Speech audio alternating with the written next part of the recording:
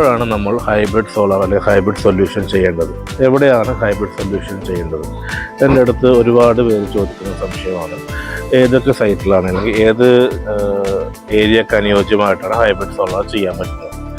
അത് നമ്മൾ എങ്ങനെയാണ് നോക്കേണ്ടതെന്ന് വെച്ചാൽ, ഫോർ എക്സാമ്പിൾ പറയുവാണെങ്കിൽ ഇപ്പോൾ ഒരു പത്തനംതിട്ട നമ്മളൊരു ഹൈബ്രിഡ് സോളാറിൻ്റെ സൈറ്റ് ചെയ്തിട്ടുണ്ട്.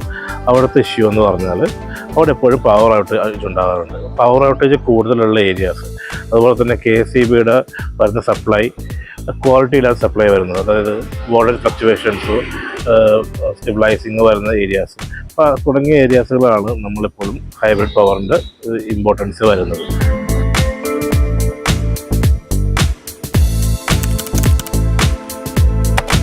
ഹൈബ്രിഡ് സോളാറിൻ്റെ ഡീറ്റെയിൽഡ് ആയിട്ടുള്ളൊരു വീഡിയോ നമ്മുടെ ചാനലിൽ തന്നെ കൊടുത്തിട്ടുണ്ട്.